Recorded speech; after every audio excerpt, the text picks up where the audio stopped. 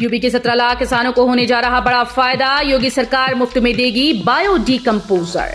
UP के 17 लाख किसानों को बड़ा फायदा होने जा रहा है। योगी सरकार ने धान की पराली को बायो कंपोस्ट में बदलने के लिए किसानों को बायो डीकंपोजर उपलब्ध कराने का फैसला किया है। वायु प्रदूषण का अहम कारक बने फसल अवशेष के निस्तारण में ये बायो डीकंपोजर अहम है।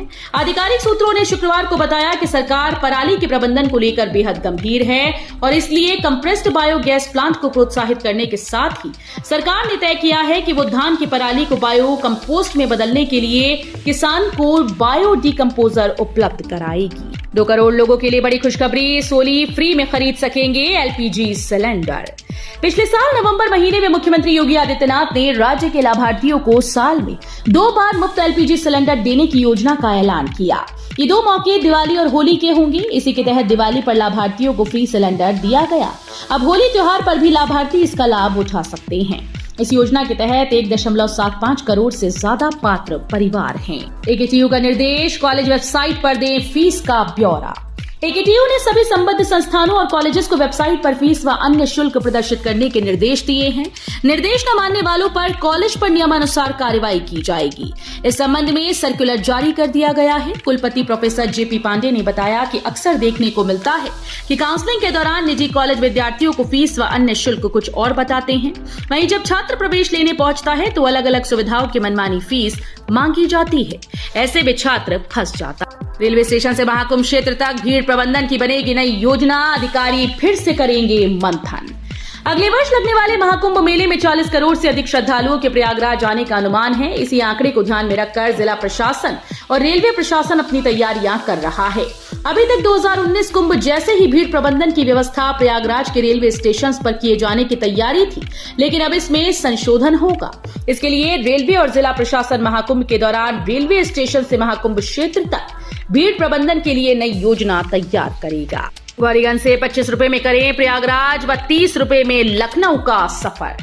लखनऊ प्रतापगढ़ प्रयागराज रेल ट्रैक पर संचालित प्रयागराज संगम स्पेशल ट्रेन से सफर करने वालों के लिए राहत भरी खबर है। अभी तक इस ट्रेन से गौरीगंज से प्रयागराज सफर करने के लिए 50 रुपए देने पड़ते थे, लेकिन अब महज 25 रुपए ही खर्च होंगे।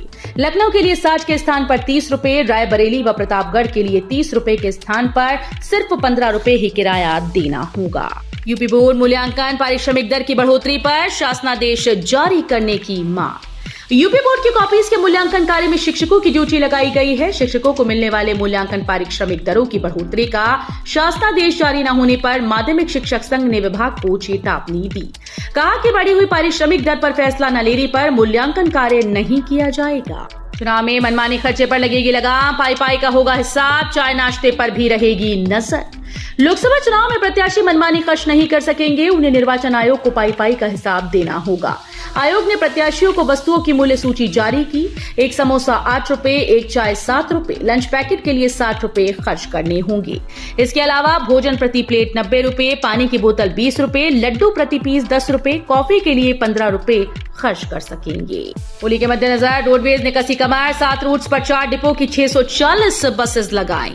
होली के मद्देनजर रोडवेज ने कमर कस ली है। लोकल समेत 7 रूटों पर आज से 1 अप्रैल तक बरेली, रोहिलखंड, बदायूं और पीलीभीत डिपो की 640 बसेस का संचालन किया जाएगा।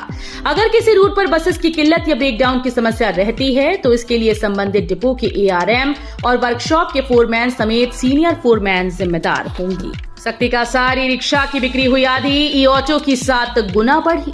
कानपुर में नेशनल हाईवे और कई प्रमुख चौराहों पर प्रतिबंध का ई रिक्शा की बिक्री पर तगड़ा असर दिख रहा है। इस साल के 3 माह में जहां 5,500 ई रिक्शा पंजीकृत हुए, वहीं ई ऑटो की संख्या 11,000 है। इसकी वजह से ई रिक्शा निर्माताओं से लेकर विक्रेता और फाइनेंसर तक तालाबंदी की कगार पर पहुंच गए हैं। अलीगढ़ में 28 मार्च से शुरू होंगे नामांकन, कलेक्ट्रेट में शुरू हुई तैयारी। अलीगढ़ में लोकसभा चुनाव के लिए दूसरे चरण में नामांकन की प्रक्रिया 28 मार्च से शुरू होगी और 4 अप्रैल तक जारी रहेगी। इसको लेकर कलेक्ट्रेट में तैयारी शुरू कर दी गई। तस्वीर महज से वाहनों को रोकने के लिए बैरिकेडिंग की गई। उप जिला निर्वाचन अधिकारी पंकज कुमार ने बताया कि तस्वीर महज से कलेक्ट्रेट तक 3 स्थानों पर बैरिकेडिंग की गई। वहां पूरी जांच पड़ताल के बाद ही प्रत्याशी, प्रस्तावक, मुख्य चुनाव एजेंट आदि ही नामांकन करने जा सकेंगे। हाईकोर्ट का अहम फैसला। इलाहाबाद हाईकोर्ट की लखनऊ पीठ ने शुक्रवार को एक अहम फैसले में यूपी मदरसा शिक्षा बोर्ड अधिनियम 2004 को असंवैधानिक करार दिया। न्यायमूर्ति विवेक चौधरी और न्यायमूर्ति सुभाष विद्यार्थी की खंडपीठ ने यह फैसला अंशुमान सिंह राठौर की याचिका पर दिया। इसमें अधिनियम की असंवैधानिक वैधता को चुनौती दी गई थी। भरोसा बढ़ा तो आय बढ़ी, शेयर और बैंकिंग बाजार में उत्तर प्रदेश की धमक। केवल उद्योगों में नहीं बल्कि शेयर बाजार और बैंकिंग में भी उत्तर प्रदेश की धमक पिछले 7 साल में जबरदस्त बढ़ी है। पिछले इस सेक्टर में यूपी टॉप 20 में भी नहीं था। आज निवेशकों की संख्या के मामले में यूपी महाराष्ट्र के बाद देश में दूसरे नंबर पर है। डिजिटल लेन देन 10 गुना से भी ज्यादा हो गया है। बैंकों का विस्तार हुआ, लोन दुगना हुआ। इसकी प्रमुख वजह यूपी की बदली छवि, रोजगार बढ़ने से युवाओं के पलायन में कमी, गांव-गांव का बैंकिंग नेटवर्क से जुड़ना, वित्तीय जागरूकता अभियान, प्रदेश में लोगों की आय में बढ़ोतरी और युवा व महिलाओं को स्वरोजगार के लिए चलाए गए अभियान। मोबाइल या लैपटॉप से 5 मिनट में बनेंगे वोटर। मतदाता बनने के लिए अपने मोबाइल या लैपटॉप से 5 मिनट में आवेदन कर सकते हैं। चुनाव आयोग ऑनलाइन मतदाता फॉर्म भरने के कई विकल्प दे रहा है। यदि वोटर लिस्ट में नाम नहीं है तो बिना देरी आवेदन करें ताकि इस लोकसभा चुनाव में अपने पसंदीदा प्रत्याशी को वोट दे सके। भाजपा इंडिया गठबंधन की यूपी की इन 18 सीटों पर होगी असली परीक्षा। उत्तर प्रदेश की 80 सीटों में से 18 सीटें ऐसी हैं जहां बीते 2 चुनाव में कांटे का मुकाबला होता रहा है। इसमें सपा के गढ़ शामिल हैं। भाजपा की जद्दोजहद 2019 में सपा बसपा गठबंधन के द्वारा छीनी 9 सीटें वापस पाकर 80 का आंकड़ा हासिल करने की है। देखना दिलचस्प होगा कि इन 18 सीटों पर जो दलित वोट बैंक पिछले चुनाव में गठबंधन के साथ था वो इस बार बसपा के लिए क्या रंग दिखाता है। ताजमहल के दीदार संग उठाएं गुजराती व्यंजनों का स्वाद। आगरा में शुरू हुआ 10 दिन का फूड फेस्टिवल। अगर आप आगरा घूमने के लिए अपने दोस्तों और परिवार के साथ आ रही हैं तो आप ताजमहल देखने के साथ ही यहाँ के मशहूर व्यंजनों का स्वाद तो लेंगे ही, लेकिन अब गुजरात के फेमस व्यंजनों का भी स्वाद ले सकेंगे, क्योंकि अब आपको एक ही छत के नीचे आगरा की मशहूर चाट और मुगलिया खाने के अलावा गुजराती खाने का भी स्वाद मिलेगा। इलेक्टोरल बॉन्ड ने भाजपा का बैंड बजा दिया। ध्यान भटका रही केजरीवाल की गिरफ्तारी पर बोले अखिलेश। सपा अध्यक्ष अखिलेश यादव ने दिल्ली के मुख्यमंत्री अरविंद केजरीवाल की गिरफ्तारी को इलेक्टोरल बॉन्ड को लेकर हुए खुलासे से घबराई भाजपा की मुद्दों से ध्यान भटकाने की कोशिश करार देते हुए शुक्रवार को कहा कि भाजपा चाहे जितने नेताओं को जेल भेज दे, लेकिन जनता को जेल नहीं भेज सकती, जो आगामी लोकसभा चुनाव में उसे सबक सिखाएगी। शहर का ये चौराहा बनेगा सबसे सुंदर, जानिए क्या होंगी विशेषताएं। गोरखपुर में शहर के सबसे पुराने इलाकों में से एक असुरन चौराहे से होकर गुजरने वालों को जल्द ही बदल रहे गोरखपुर का एक और नजारा देखने को मिलेगा। नए बदलाव के साथ ये शहर का सबसे सुंदर चौराहा बन जाएगा। पीडब्ल्यूडी की तरफ से सुंदरीकरण का कार्य कराया जा रहा है। चौराहे पर जहां लोकनायक जयप्रकाश नारायण की मूर्ति लगी, वहां एक त्रिभुजाकार डिजाइन बनाई जाएगी। अयोध्या में प्राण प्रतिष्ठा के बाद 1 करोड़ 12 लाख भक्तों ने किए श्री राम लला के दर्शन। अयोध्या में श्री राम जन्मभूमि मंदिर में रामलला की प्राण प्रतिष्ठा को शुक्रवार को 2 माह पूरे हो गए। इसके साथ ही यहां दर्शन पूजन के लिए आने वाले भक्तों की संख्या में निरंतर वृद्धि देखी जा रही है। 22 जनवरी से लेकर 20 मार्च तक 1 करोड़ 12 लाख श्रद्धालुओं को भगवान रामलला के दर्शन का सौभाग्य प्राप्त हो चुका है। कांग्रेस के राष्ट्रीय प्रवक्ता बोले, दूसरे राजनीतिक दलों का गला घोंचकर आगे बढ़ना चाह रही भाजपा। कांग्रेस के राष्ट्रीय प्रवक्ता अभय दुबे ने प्रेस वार्ता में कहा कि भारतीय जनता पार्टी अन्य राजनीतिक दलों का गला घोंचकर आगे बढ़ना चाहती है। एक-एक कर वो राजनीतिक दलों पर हर प्रदेश में प्रहार कर रही है। प्रदेश कांग्रेस मुख्यालय पर प्रेस वार्ता में उन्होंने कहा कि आजाद भारत का सबसे बड़ा घोटाला इलेक्टोरल बॉन्ड है। मौलाना शहाबुद्दीन बोले, सीएम अरविंद केजरीवाल की गिरफ्तारी पर हो रहे धरना प्रदर्शन से दूर रहें मुसलमान।